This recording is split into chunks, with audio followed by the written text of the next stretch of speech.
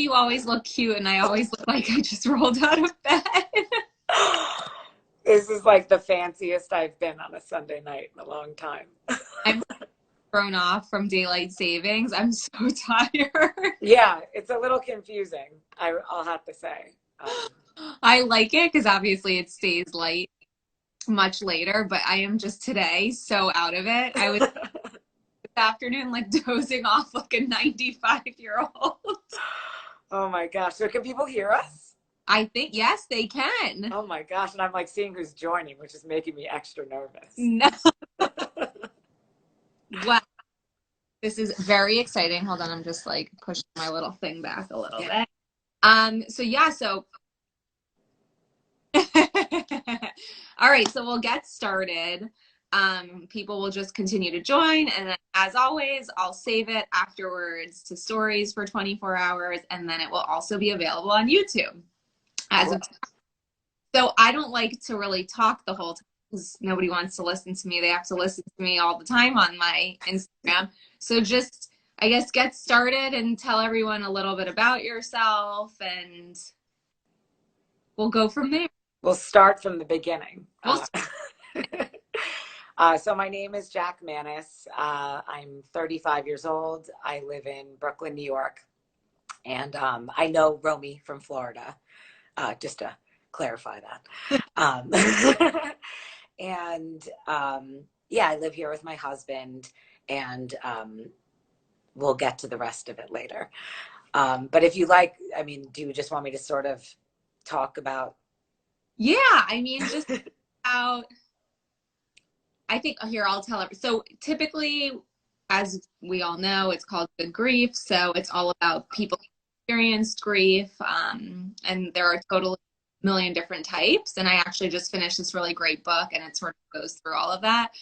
So we've already on this series covered loss of a parent, loss of sort of your livelihood with relationships and jobs, and Jack had an experience with late-term pregnancy loss. So this is a topic that we've never discussed, but is super important because, especially after speaking to Jack the other day and sort of getting more insight into her experience and perspective, it's definitely a topic that people are starting to discuss more and feel more comfortable sharing. And I think the support that women who are going through infertility and pregnancy loss need is great. So I think, yes, that's what we're going to be discussing today.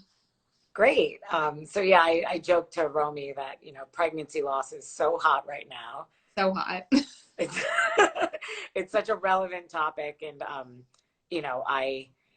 it's difficult for me to talk about, but I also feel like someone has to do it, because when I went through it, immediately I started looking for other people I could relate to and hear their stories. And so it might as well be me, I guess. So I guess I'll start from the beginning. My husband and I were thinking about getting pregnant in 2018, early 2018. And, it seems like such an easy thing to do, in my mind. And so, Right. In this perfect world, my husband and I discussed how, we had the perfect name. We knew we wanted to name her Margot, with the French spelling. And we had this amazing trip overseas planned during the summertime. And so my husband pitched to me over drinks one night that he thought it would be so fun to divert the trip for one night only to Paris. And it was sort of like an ellipsis to make Margot. And I was like, wait, this part of the story, that's this really adds to it. But yeah, I mean, and so I was like, what an amazing idea. Let's definitely do that. And I was half serious, and I was like, the timing actually sort of works out well with, whatever will be happening with my body at the time. And so we went and we diverted to Paris for one night, and we had a very romantic dinner, and you can assume what happened afterwards. And 2.5 weeks later, I was pregnant. And I was like, oh my God, it worked. And like, it really was that easy. I mean, And like, obviously that's insane, but it worked. And we were so shocked and so excited. And I knew immediately, I said, it's her, it's Margot. She's in there and starting her journey. And, you know, at around 10 weeks, we found out it was a girl. And we just thought, you know, how beshert, how meant to be. Um, and so that was the beginning of it. And in the beginning of my story, you know, my pregnancy journey with my doctors, they mentioned that I had some fibroids, and they said, you know, it would have been great if you had them removed. Chances are nothing will happen. You might have some pain here and there. mm-hmm. In the very, very rare like set of circumstances, they could send you into early labor. And I thought, okay, I loved being pregnant. I had the best time. Loved every second of it. And I was never someone who was like dying to have children when I was younger, but once I was ready, and I was so thrilled to go through the process. And so probably like 18 weeks in, I started to have some pain. And I was like, okay, they told me this was going to happen. They said, thanks for the encouragement, guys. Oh, I'm not wearing my glasses, so that's why I'm like going like this. So I was like, okay, they said I might have some pain at some point. And so, you know, we went to the hospital, we got everything checked out. They gave me some medicine, and they said, okay, we can only give you this medicine twice during the course of your pregnancy. And I thought, all right, I'm, you know, in the second trimester, like, you know, whatever. It calmed down. I was doing great. I went home, everything was fine, back to normal. And about like 6 weeks later or so, it happened again. And so at that point I was like, you know, 22 and change. And I thought, oh my God, they said I could only have the medicine twice. And I'm like barely halfway. Okay, so that's a little scary. And so I went to the hospital, you know, they checked me out. Everything sort of looked the same as last time. They put me on the medicine again. And some like super young intern of a doctor was like a resident was like, hold on, let me check that again. And he noticed I dilated a little bit. Ooh. And so, you know, they transferred me to a labor and delivery room, which took me a second to realize, like, why am I here? You know? And I called my mom and my dad and I said, I think, you know, you should send, one of you two should come up. And so my dad, even though he's a doctor, suggested my mom come up for emotional support. I don't think any of us, That makes sense. yeah, expected the worst, you know? And so, you know, they were like, we're probably going to put you on bed rest. We're going to monitor you, Right. see how you do.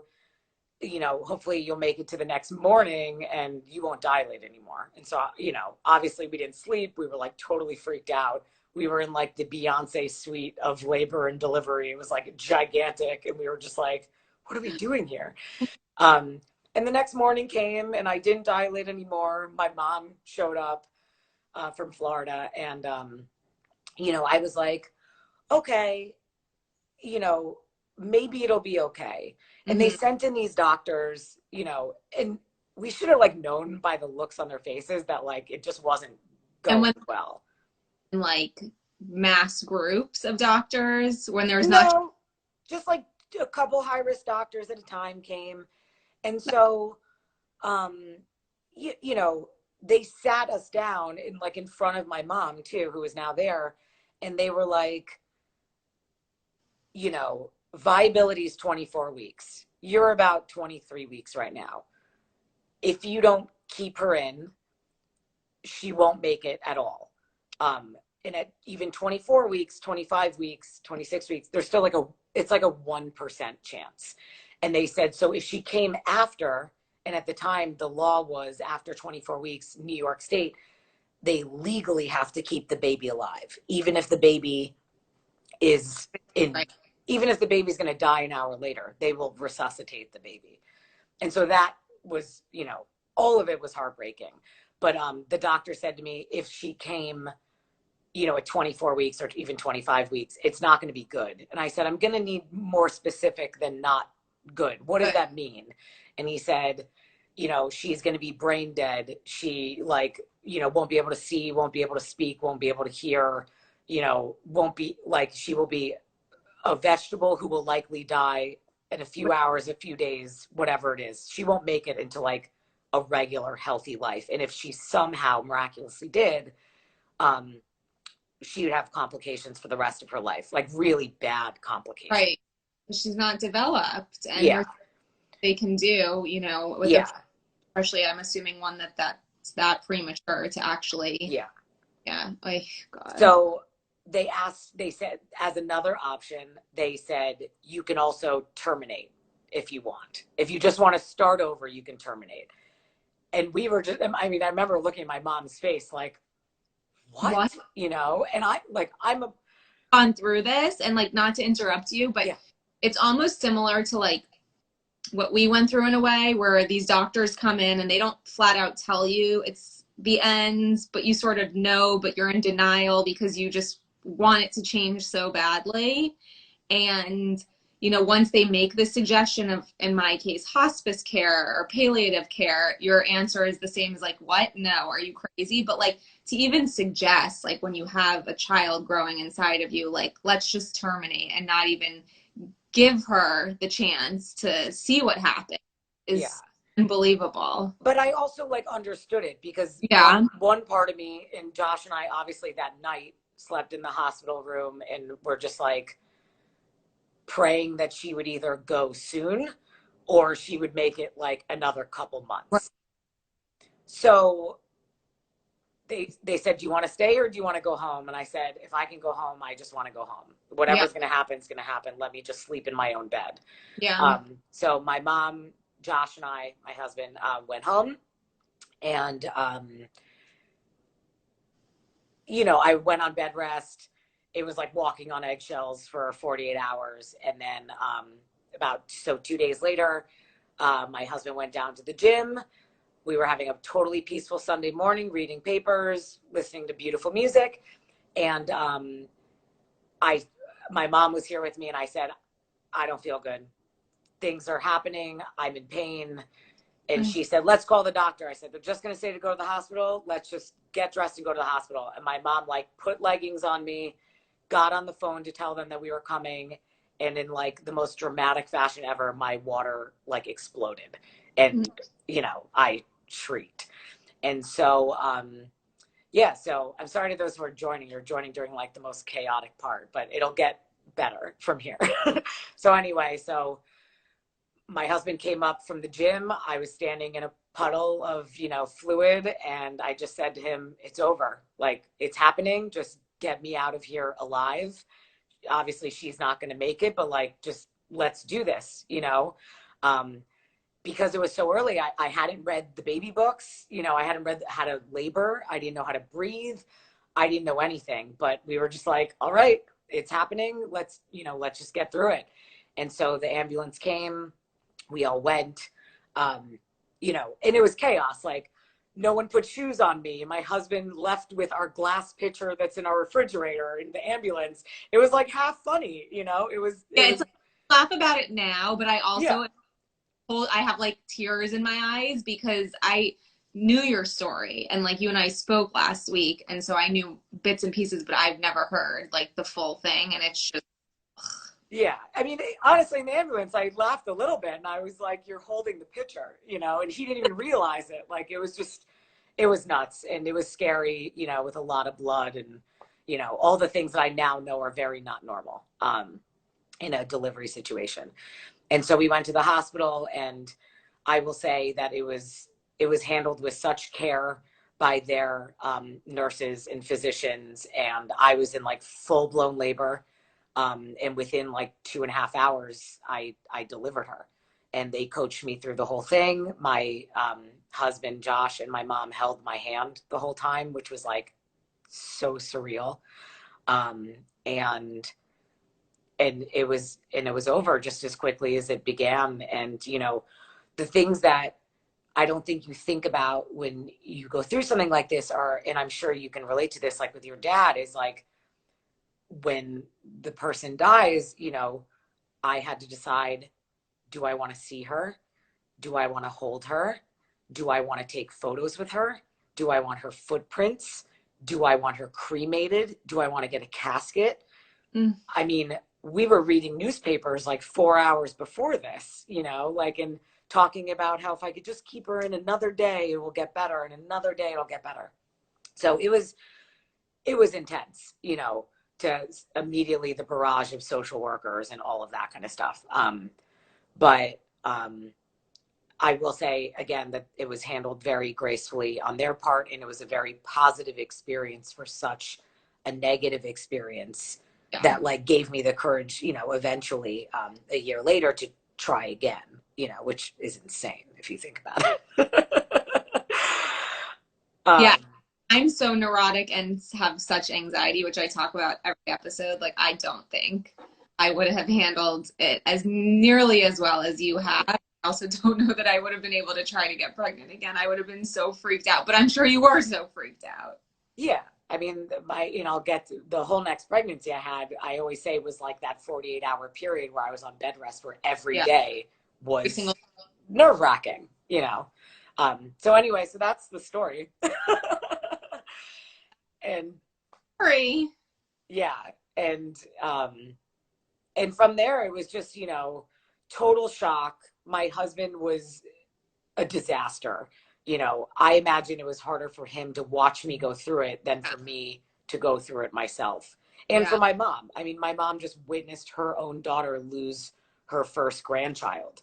You Yeah. know, I don't think she ever fully spoke about how much damage, you know, it probably did to her as well. Job is to protect their child and keep them from being in pain or being hurt. Yeah. Witness the worst possible thing anybody can experience is the loss of a child. Is like, yeah, Yeah, it's unnatural, you yeah, know, and I think it was really hard, you know. It was so wonderful to have her here, and yet at the same time I felt so guilty having her witness all this. And she lived with us for like 2 weeks after this, and my dad came up obviously right after everything happened. And you know, she, you know, my mom's watching, so I just want to mention all this, but she was so wonderful. Hi mom. You know, some of the funniest videos I ever made and put on Instagram before anyone knew I was pregnant, because I hadn't announced it, or that I lost the baby, um, you know, were like my mom entertaining me and dancing around the living room to funny songs. And, you know, it like, she kept spirits up, which was just like, you know, unbelievable. you need a cheerleader. Yeah, that's my aunt who's asking that question. So yeah, so I mean, you know, we can talk about, you know, we'll sort of go through on this, you know, the good things that came from this for Yeah, me, obviously bad things naturally came from this too. And then, you know, I would love to give some tips on the things that people did for me that really helped me. yeah, And then, you know, things that hurt inadvertently. I yeah, think a lot aren't meant intentionally, but, you know, there's a lot that could be learned from here for people, even if they haven't gone through this themselves. You know, with a statistic like 1 in 3, 1 in 4, they're obviously going to know some people who go through yeah. this. Also, like I said, just helpful for somebody who hasn't experienced it or someone like myself, what to say to somebody when it does happen, how to go about approaching them, what you can do for them, like the things that you felt that helped you. Yeah, because it's like I know what helped me, and you know, there's really nothing you can say, but I think just up and sending a text or making a call or stop by and just showing that you can speaks volumes. Yeah.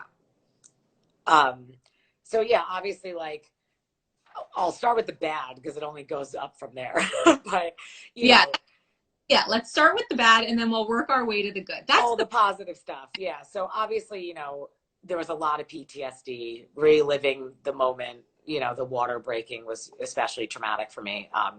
So that was tough. And even like 2.5 years later, you know, with a healthy baby, you know, it's something that doesn't like fully leave you, even though you can like find a place for it.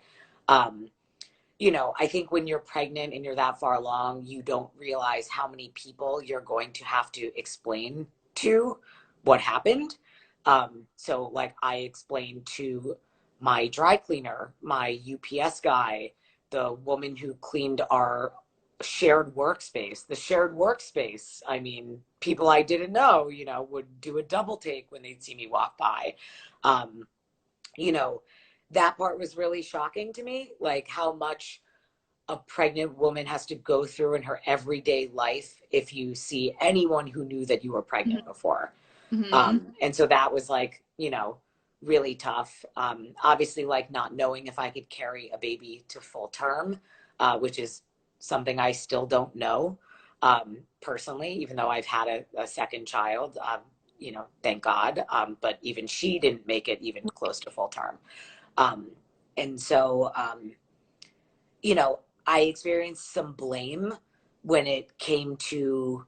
When you told me that people blamed you for like too early and revealing her name, I was like, what Yeah, is I mean, not many, thank God, but there was definitely a few people who felt that I shouldn't have announced it, which I never did. I never even announced it on social media, but I shouldn't have told them, period, I guess, which it would have been very obvious because I was like out to here. right? Um, or that I shouldn't have announced the name and I should have kept it a secret. And there's a lot of like Jewish superstition. Um, and, there was one particular incident that was very hard on me involving like what can only be described as like a drunk, close to the family friend who got in my face about it. And Oh, that really sent me to hit like rock bottom for sure. Um, and I think in a strange way, maybe I needed to hit rock bottom in order right. to figure out what I needed. Um, but I'll get to that. But yeah, I mean, I lost my job 3 weeks afterwards. I wasn't given a reason. I was told I was an excellent employee. They just decided to go in a different direction. And, you know, I had no legal rights. I had thousands and thousands of dollars of hospital bills to deliver, all of that kind of stuff. So I would say that's the worst event. I took notes because I didn't want to I know forget anything. Josh like barely got any paternal. Yeah, I mean, I think it was really difficult for Josh. As I said, he was worse than I was in the beginning, and I think that a lot of people feel like it's not that hard for the guys. It's like people treated Josh like his wife lost the baby and not like he lost the baby. And that was really hard for both of us, because he was a mess and he lost just as much as I did. Um, so all of that was really difficult. Um, but I we can move on to the good because there's a lot of good stuff. It's always the best. I mean, listen, it's traumatic physically, mentally, emotionally, what you went through on so many different levels. I think it's amazing that you've come so far and that you've had to deal with people being unaccepting and judging you for what you went through and not thinking that Josh had as many feelings as you did just because he didn't physically carry her. It's really interesting when you hear it and like the way that people think and the way that they actually speak to you about it because you just assume that nobody's that cruel or naive or ignorant to what somebody's going through, but it's really true. Yeah, I don't think people like think about it that much. I think it's like a stigma. It's like the pregnant woman loses the baby. It's like, well, what about the other person involved? If there is another person Right. and their family. Like I know my family grieved a lot. Yeah. Um, so yeah, all of that was definitely the bad stuff. But on to the good stuff. Tell Uh, us, well, first and yeah. foremost, I don't know if any of you guys have looked at Jack's Instagram, but you'll notice it's all beautifully plated food because you're an amazing self-taught chef. Is that like a fair statement? I I hate like to cook. that just sounds so low brow. Jack has always cooked like these amazing meals that created a whole Instagram around, and that played a huge role in helping you grieve and connect with a bunch of amazing people who are going through similar situations. Yeah. So I mean, um, so it's tough to like know where to begin, but obviously, with Josh and I think husbands and wives and partners in general can maybe go in two different ways, but we grew very, very close, and um, you know, since everything happened when Josh was in the gym, you know, unfortunately for him, because I know that scarred him for a while and probably still does to this day, you know, we didn't leave each other. Like no one wanted to go anywhere. We were like glued. Yeah. And it was a beautiful thing. And to the point where like I lost my job, and he has always wanted me to do more work with him because we had done a little bit in the past together. He's an architect. And so he started throwing projects at me and being like, hey, why don't you help me with this? And we ended up, you know, 2.5 years ago, forming like a very successful business out of it, that involves us spending all of our time together. I love So, and it's been wonderful, you know, and that played a major role in getting pregnant again and being a high risk pregnancy and we were, you know, very privileged to be able to dictate our own hours and, yeah. you know, and around our appointments and things like that. Cause it is very complicated when you're a high risk pregnancy, as anyone will know. I'm going to the doctor and being monitored. Yeah. There's a lot of that. So yeah, so that was one of the most beautiful parts, is that we got through it together and we felt like there was nothing we couldn't do, you know, after that. And then, I will say first and foremost, my close friends, who, you know, your family, you expect it from your family, but friends sometimes don't know how to react. And I would always say, when people would say like, I don't know what to say to you, I'd be like, if I were you, I wouldn't know what to say to me either. This is nuts, you know? And I like to call my friends, I heard the term first responders, because that's like exactly what they were. My friends blew me away with how quickly they formed like a protective, supportive bubble around me, in everything that they did for me for months, like months and months and months. And you know, when you're grieving, it stops usually around 2 weeks. Like it starts to get quiet. Yeah. And that's like when it really starts to hurt as the person, you know, grieving. Yeah. And so it was wonderful to have that level of support at all times. I never had to reach out. They always reached out to me. They showed up with food. They bought me cookbooks, you know, I'll talk about other things that I think are really good things you could do for someone, that people did for me. But they were life-saving in a lot of ways. So I want to give them a special shout out because I see some of them on here. And then, yeah, I mentioned that I never announced my pregnancy. And so I decided to announce my my loss on her due date in February. Even I lost in October. And I just wanted the whole world to know what happened. I didn't want anyone to ask me, when are you going to have kids? Or like, you know, anything else. I just wanted everyone to know. I mean, I literally started texting people from my hospital bed, because the second I wasn't pregnant, I was like, everyone's got to know. Yeah. You know, I just want everyone to know. And then the sooner they know, it's real and it's happening, and we can deal with it and start going.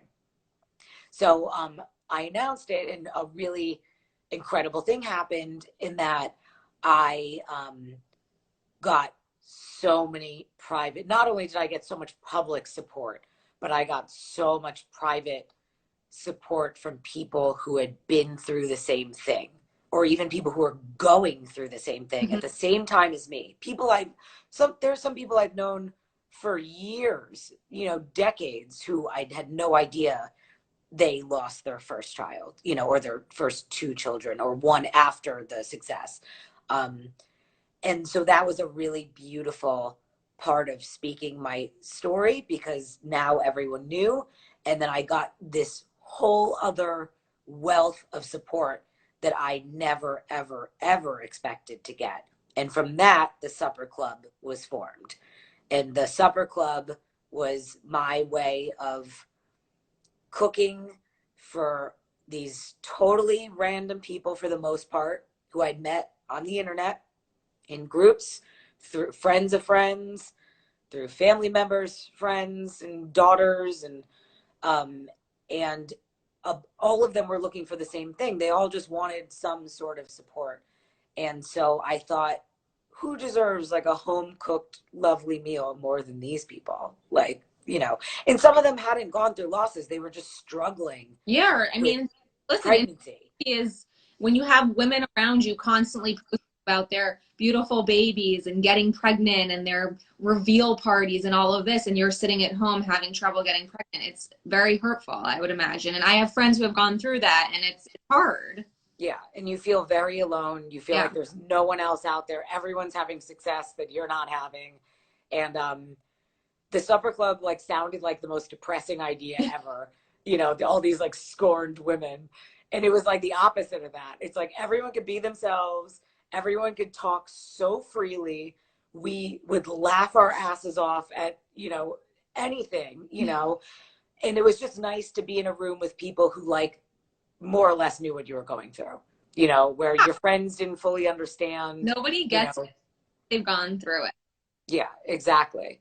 There was some Um, humor, like you could say things that nobody else would laugh at. no, my friend, like some of my friends who hadn't gone through this would probably be like horrified by some of like the Yeah. jokes that we would make, like how I said, like pregnancy loss, it's like so trendy right now. Like everyone's doing it, it's like a way of like laughing off like how insane this is.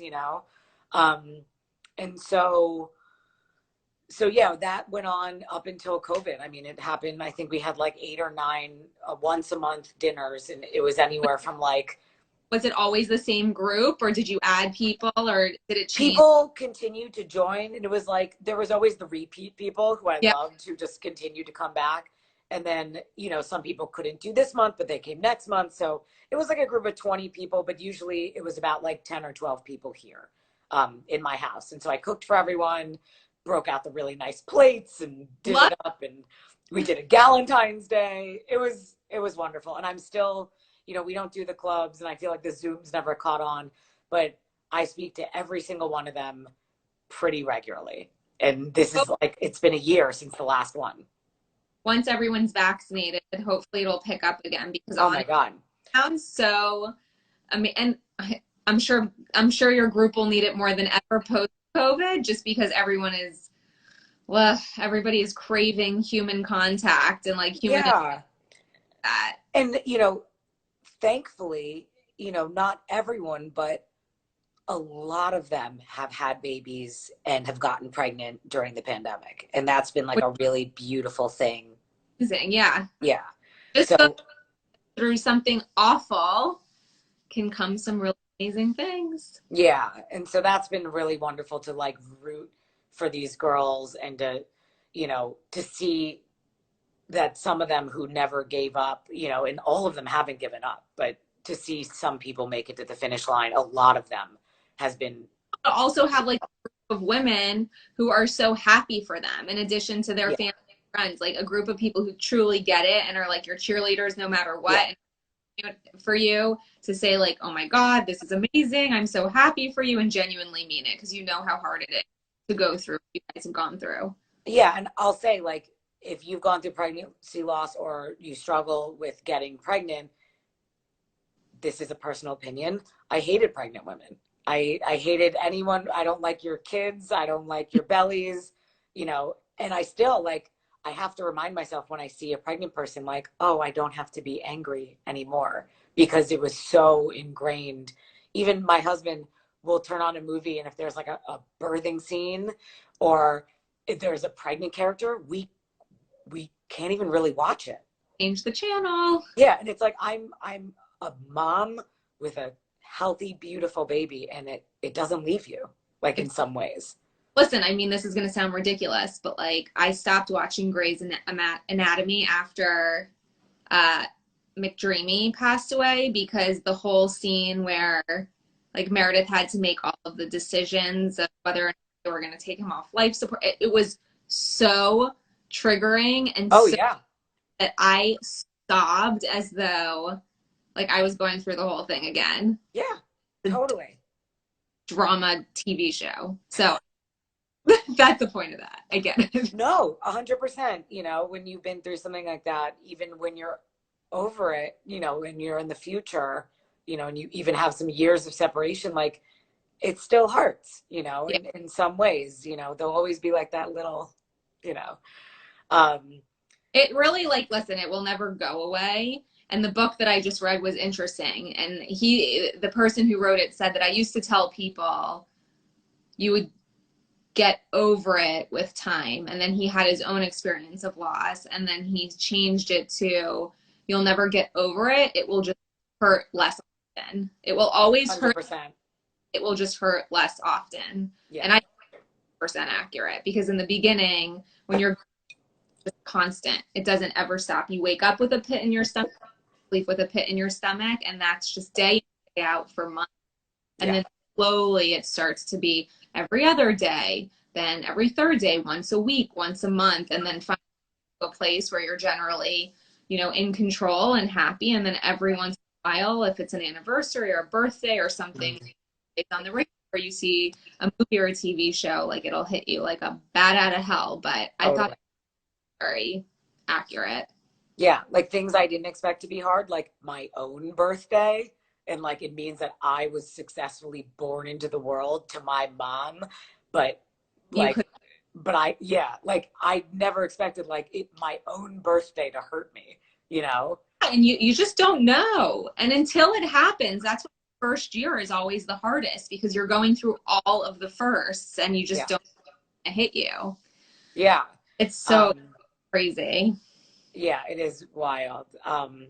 Another beautiful thing I learned about in maybe a little bit later in my grieving process, later in that year, I read this New York Times article.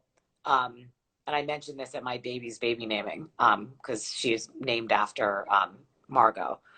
I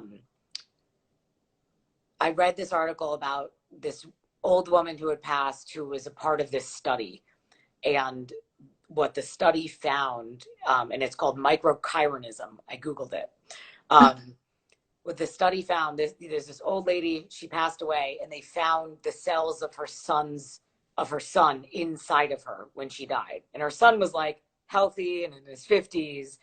And the study showed that almost always when a pregnant woman has a baby, there will always be cells of that baby still in the woman.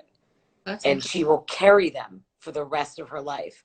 And even in some circumstances, the cells will be absorbed by the woman's organs, including potentially the woman's heart. And they can become beating heart cells.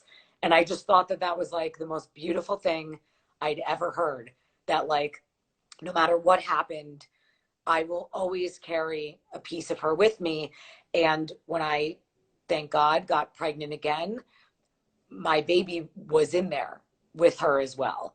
And she will always, have a part of her with her. And I just thought that was the most. Yeah, that's incredible. That's that gives you just a little bit of, it's it genuinely warms your soul knowing that no matter what, that she's always with you the same way that, my dad gave birth to me. So not literally, that would be weird, but I'm a part of him, no way around it, genetically. Always. Amongst a bunch of other things. But yeah, that is crazy. I've never heard that before, but I'm not surprised. Yeah, I just thought that was magnificent. And then obviously the last thing that I wanted to touch on is how some of the good that came from it is learning about how unsupported I was when it came to losing my job.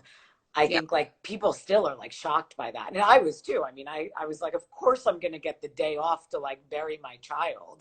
And they were well, you can have the day, but we're not going to we're not going to pay you for it. And then I think when I won't get into the details, but because legally I shouldn't, but basically I had no legal recourse at all. And so that, that raised the issue to me of okay, well, this is something I need to look into, and this has to change. And so I connected with this wonderful man named Barry Kluger, and he had put in an act almost 13 years ago. He lost his 18-year-old daughter, and he partnered with another gentleman who had lost 2 children. And together they formed the Sarah Grace Farley Kluger Act, and that was to fight to give parents 12 weeks of unpaid bereavement under FMLA.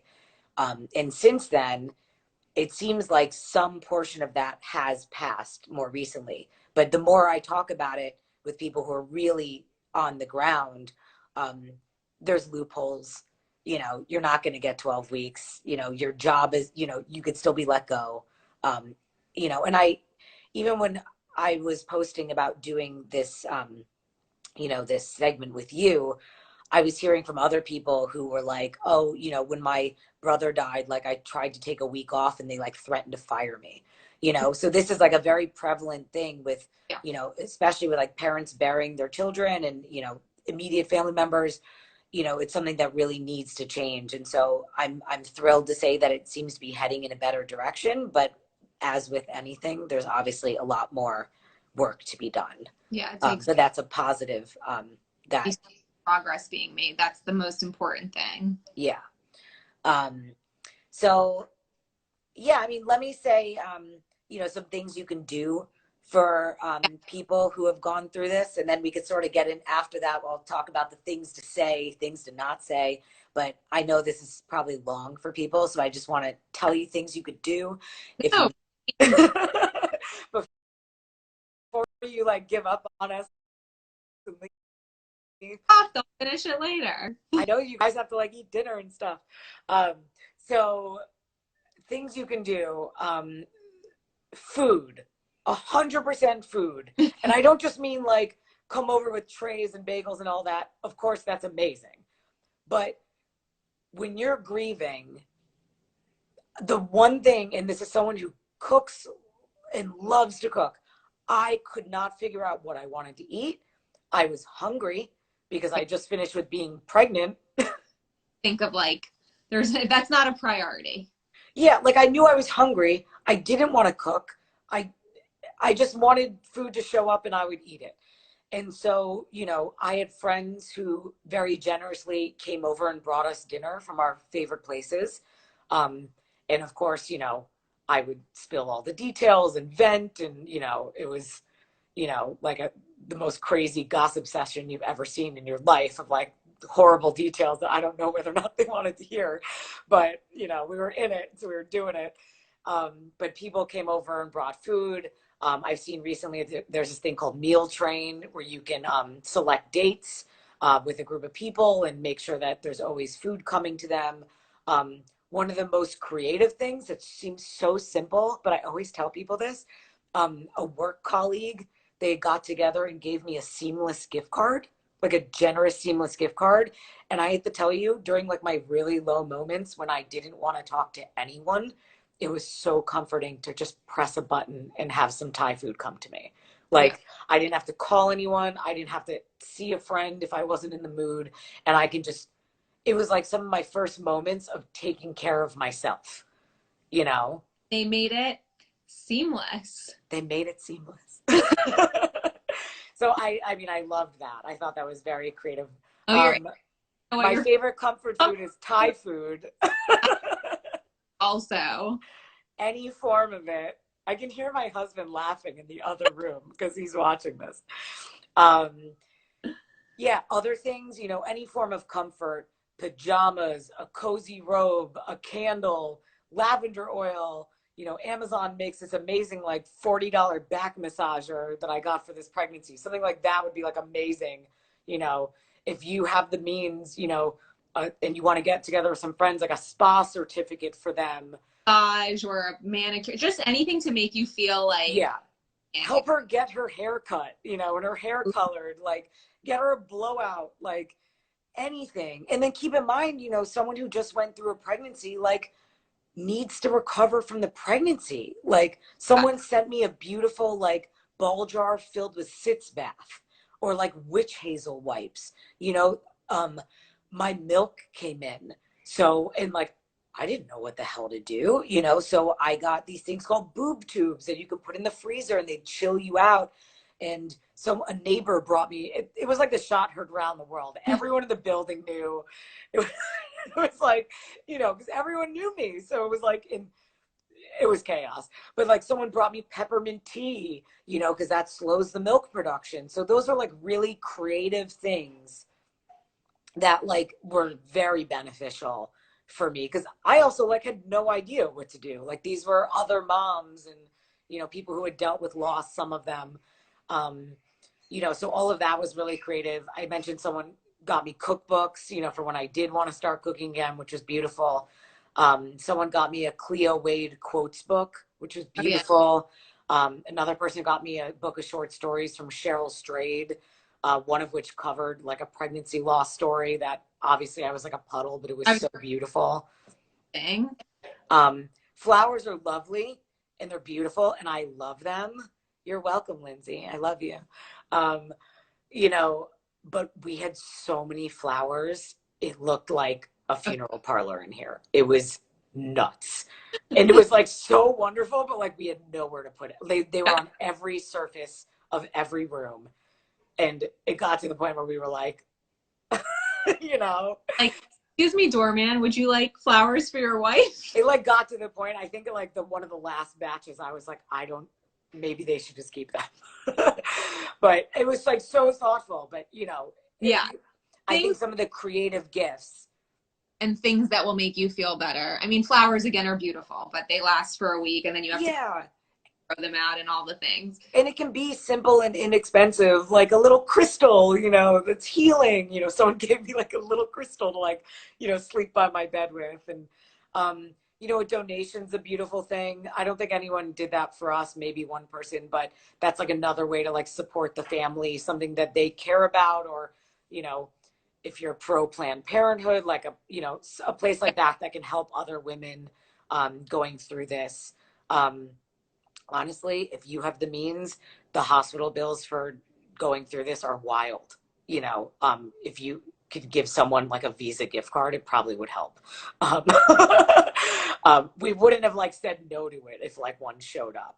So I think that if you had the means to do something like that, or you get together with a group of friends, that honestly would probably help someone a lot as well.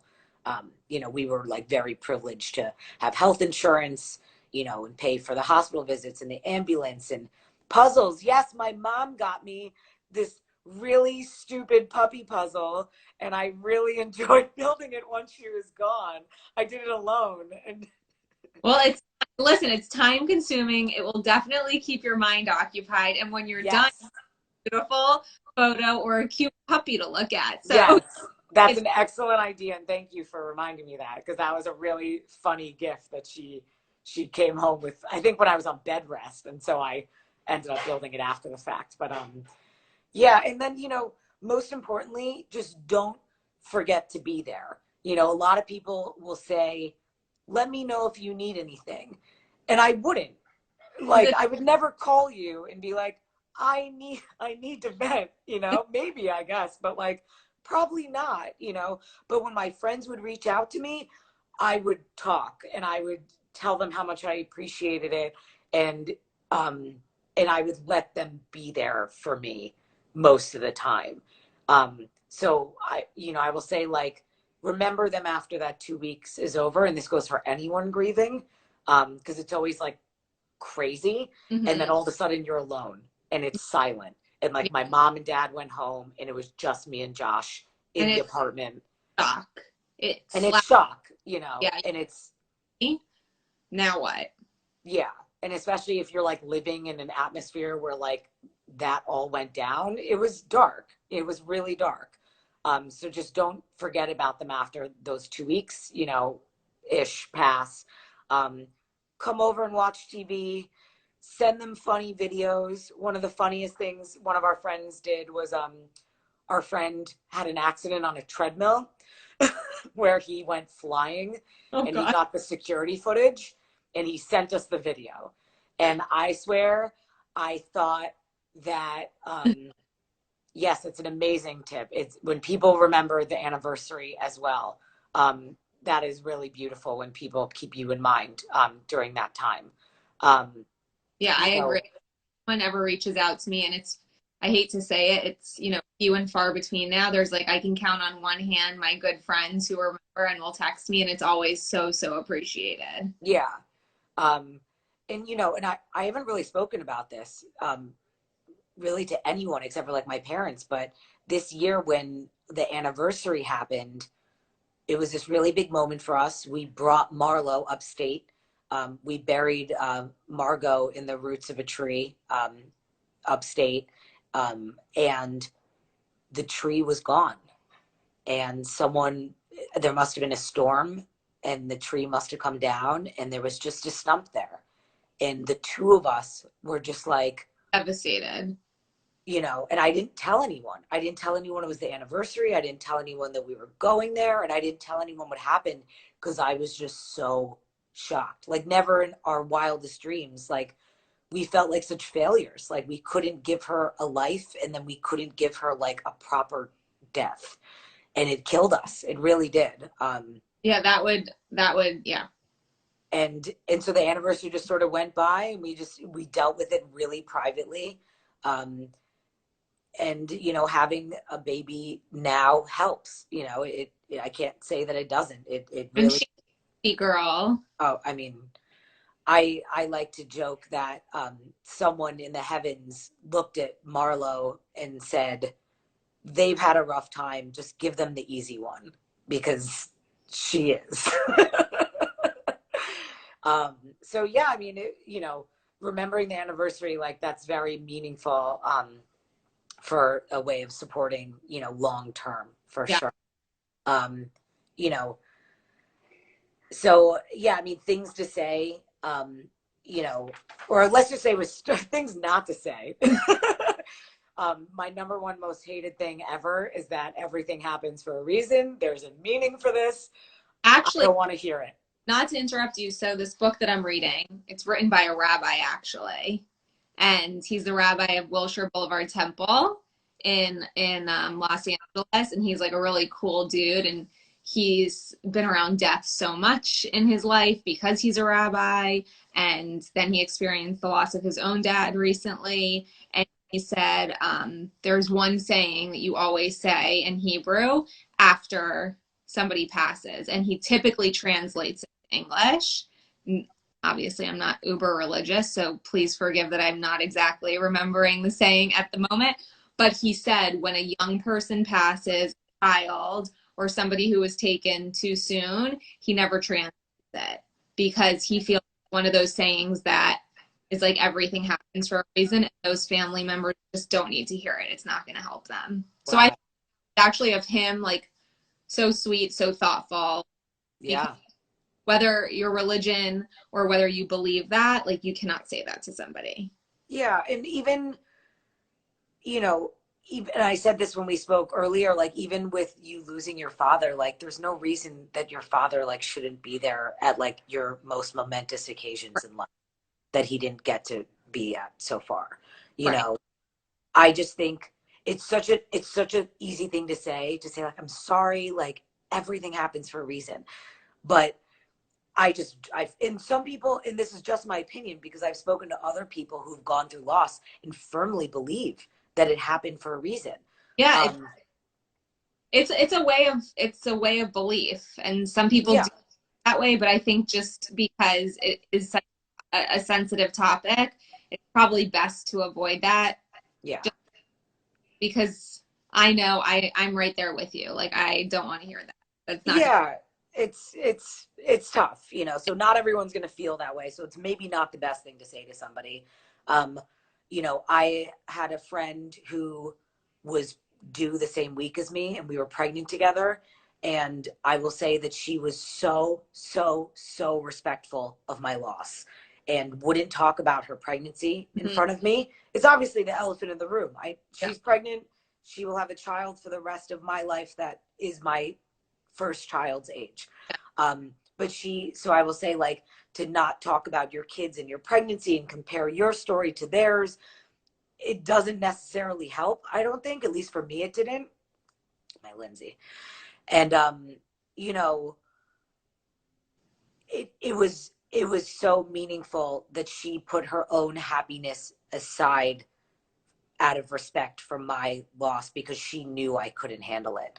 And now, even before I successfully had Marlo, I was in a much better place to support her back and give her, the love that she gave to me. And so, yeah, um, you know, hearing that it's such a gut instinct to just, or like gut reaction, just say you're sorry to someone. Like, I'm Yeah. so sorry. But when you're grieving, and I know you can relate to this, when you're hearing it hundreds and hundreds of times in a row, I remember even just the nurses in the hospital, I said to my mom, like half jokingly, I was like, put a note on the door that no one's allowed to walk in here and say that they're sorry. I can't hear it. Like, it has no meaning to me. Yeah. Like, tell them just to walk in and take my temperature, like take my blood pressure, you Yeah. know. Just, Don't tell me how sorry you are. I already know you're sorry, you I'm know. gonna sound horrible because again, like it could just be like when people said like I'm praying for you, Oh yeah. it really, and like again, I don't mean to offend anybody because And some people might love that. That's the thing. These are all like, you know, I just our opinions, but and it's like the equivalent of I'm sorry because sometimes it is really uncomfortable, and I even find that it's difficult for me to say things to people now. I yeah. just sometimes I just say there are no words, like I'm here for Yeah. whatever you need. But when people would say I'm praying for you, I'm like, your prayers are not helping me. Yeah, like your prayers aren't going to change what's happening. Your prayers are not going to help what just happened. So let's just not say that. But again, like never offended by it. It's just one of those things that stung because the most horrible thing happened to you and you're heartbroken over it and somebody's telling you they're praying for you. Yeah. I mean, you know, to each their own. It's just, you know, Exactly. Saying like I understand it's coming from a good place. The same way yeah. I'm sorry is coming from a good place. But it's just after hearing it so many times. You got to think. I'll give you some suggestions. This is so funny. I'm getting text messages right now by my friend who connected me to her friend. You know, this has become like a way of life for me where I speak to people who have gone through pregnancy struggles, usually miscarriages or stillbirths. I would say maybe every other week, maybe every week. It is like, you know, for anyone who's going through this, just know how not alone you are. It is literally like an epidemic. It's crazy. Um, but she should be tuning in right now. Um, so yeah, I mean, if someone's pregnant, my biggest pet peeve of a question to this day, and people still ask us every time they see us, um, is it who don't know us? Is this your first? The worst question you could ask anyone because you have no idea what their journey's been at all. You know, and it's such a natural thing. You see a child, oh, is this your first? And then the second part of that is, oh, just wait till you have your second. Not everyone can have a second child. Not Right. everyone can afford a second child, especially if you're paying for IVF, you know, or me. I said this in the beginning. I don't know if I can have another kid. You know, I'm lucky I got one Yeah. successful child. You know, I had two. The second one came at 33 weeks. If she came 8 weeks earlier, I don't know if she'd be here. Yeah. So, you know, to just filter, you know, those very basic questions. Yeah.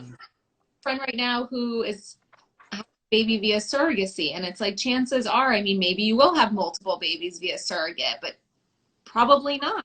Just because Yeah, like a surrogate's what, $100,000? right. You Right. might not be able to do that twice, believe it or not. It's a lot of money. So, you know, okay, so things that you can say, you know, are I'm here for you and actually be Me, there for them. yeah. Show up, call, text, send a cute card, send them funny videos, you know, like anything that you can do to just show I'm thinking of you. You Yeah. don't even need to respond to me. Just know I love you and I'm thinking of you. Yeah. Like just little anything that small is so so helpful. One thing I always say to people because I've been there is you will get through this, and I know that right now is really bad and you are in it in this dark dark place and you feel like you're never going to get out, but you will. And at some point this will just be that really bad time that you went through and Yeah. now you're here. Yeah. You know, now you're not necessarily ever going to be fully over it, but you will find a place for it Yeah. and you will be happy again and you will have a better life, a much better life than the one that you're living right now. And to me, like, I remember trying to remind myself of that this was just a moment in time, and that I'd had a really scarring incident earlier in my life, when in my late teens, that was probably the only other time in my life that I was really, really low. And I remember I never thought I would look at that experience in a positive way. But when I was going through um, this in my loss, I looked back to that time that was so dark for me, and I thought, I made it through that, which shows that I'm going to make it through this. And I just got to keep going. Yeah. And like, I hate to say that anytime you are going through something really difficult, you sort of go back into that basket of horrible things, and not necessarily horrible level 10 horrible, but things that cause you to struggle in your life, and just remind yourself that you are fine. You got through those Yeah. things. You came out on the other side, which means that the same will go for this. And it may take time, and you may take a few steps back after taking a few steps forward. But at the end of the day, like, just remind yourself that this isn't the first hardship you've gone through. It may be more difficult than some of the other things you've gone through, but at the end of the day, you've gotten through all of them. Yeah. Yeah, totally. And if you don't know what to say that you don't know what to say. I, It's so honest, yeah, like, my heart is so broken for you. I don't know what to say right now. That's okay. This is not a normal set of circumstances. yeah, Like, it's fine that you don't know what to say. Like, I love you just for being honest with me. Um, these text messages are so funny.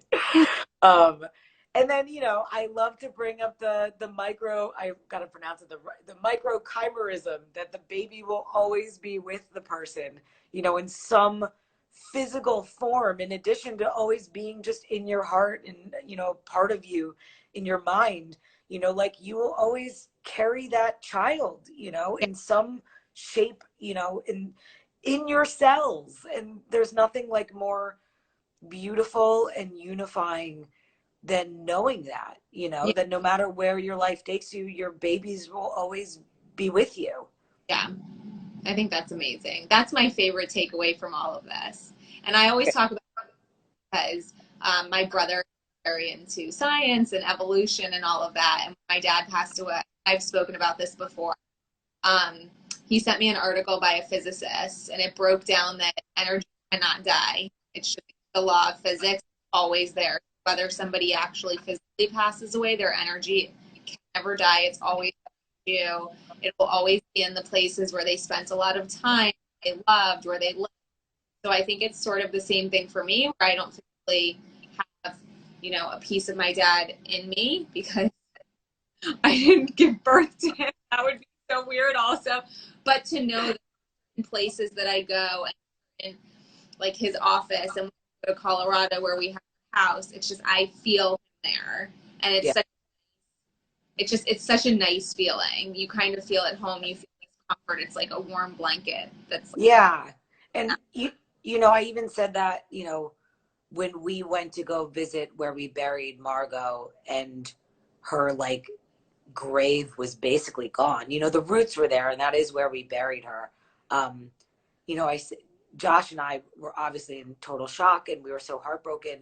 But I said, like, we buried her in this beautiful lake, and there was one tree, and it was like this pink tree. The leaves were like incredible, and it stood out at a different angle from the rest, which is probably why it came down. Um, and I said to Josh, like, it's okay. Like, I feel her here. She's in the soil, and she's in the lake, and she's in the sky, and she's in the butterflies and the leaves and all these other beautiful things. Like, she doesn't have to be, I don't have to see the tree to, like, feel her, and she's here, she'll always be there. And so, you know, I so appreciate you letting me speak. This was, like, so wonderful. And I really appreciate everyone who, like, tuned in. This was, like, I was so nervous that, like, no one would come, and I was equally scared that people would come, because it's so private and it's so intimate, and, it's the darkest moments of, like, my life. But if I'm not going to, like, talk about it, like, who is? who can people come to not feel alone. And so it's You, just so much bigger than just me and my small story. yeah, and I think you and I handle our grief similarly in the sense that we do like to talk about it or comfortable talking about it and connecting with people and sharing. That's just like helped me a lot of through a lot of it. So I think the way that you speak about your experience, Margot, is you speak so eloquently, and I just think it's so nice, like especially for me because again, like I'm sure I have had friends who have experienced loss and they just haven't shared it. So Yeah. now feel so much more informed about what I say and what I can do for somebody who's gone through it. Also say, well, my girlfriend has gone through something similar. I'm sure if you wanted to chat with somebody, that she would be more than happy to chat with you. Oh, I talk to like everybody. Don't like your duty when you go through something like that to help. Yeah. It's like you. I feel like I had when my dad first passed away. I felt like I had to help anybody and everybody who had experienced a loss. And people would the same thing reach out to me like so and so can you, yes, please connect me, like we are in this very odd Yeah. small club and our clubs are different but they're sort of all intertwined and Mm. they're the worst club but they're all sort of the best clubs because I think that the people in them are just incredible. And I always say that. I say it's like the shittiest club to be in, but it has the nicest members. yeah, the But best it's true. club members. But Yeah. yeah, and I just feel, you know, through Sincerely and old friendships and all of that, connecting with people who have gone through just like, I hate to use the term shit, but shit, and have come out like in such a positive way and have created such amazing legacies for the people that they've lost. It makes me very, very happy. So I Yeah. am super appreciative that you were so willing to come on and share so openly because I know every one of these episodes is so helpful, but this is just such a, you know, a topic that just people don't want to talk about that freely. So having for people to watch when they feel comfortable is, I think, going to be really great. Thank you. Yeah, and I didn't want to talk too much about this is my husband. I didn't want to talk too much about the fact that I did end up having a successful, perfectly healthy child because when I was like going through it and I didn't know whether or not I could have um a baby, all the stories I read, everyone had their happy ending. And no one was like me, just like struggling and like trying to swim and trying not to sink in the boat, you know? And so it would be very easy for me to like, cap it off and be like, and I had my happy ending because like I did, but that's not the part of the story that wasn't the hard part, you know? The hard part was getting to the happy ending. And I was lucky enough to successfully have a child who I'm very, very grateful for and do not complain about at all. um, Wrong. Well, I yeah, she can't do anything wrong. She could try, but she can't.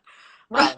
But yeah, I mean, it's important for me to like focus more on what I went through because I know what it's like to not know whether or not that ending is coming and just trying to get through those moments in between. Yeah, And so I appreciate you letting me speak about that. it was my pleasure. I am so, so grateful. I'm just reading all these. I try not to read them because I don't want to tear up, even though I totally am behind these glasses. I love I was tearing up like the whole first half of it. I'm like, I gotta keep it together here. Thank God this is like a small square. Nobody can see what's going on. Well, hopefully when COVID is, I don't even know, when people are vaccinated and we can all travel and you're in Florida or I'm in New York or California, I hope to meet Josh and Marlo Oh, thank you. and to see you in real life. Yeah. And seriously, anyone who's watching, you can always feel free to reach out to me through Instagram. That's probably the easiest way to reach me. You could ask anyone. I'm always willing to talk. I'm here. Well, I appreciate it. And I know that, and I'll connect out to me. I'll also give them your Instagram so they can reach out to you direct. Cool. Amazing. Well, Thank you so much. you're welcome. Have a great night. I'll talk to you soon. Bye. Bye.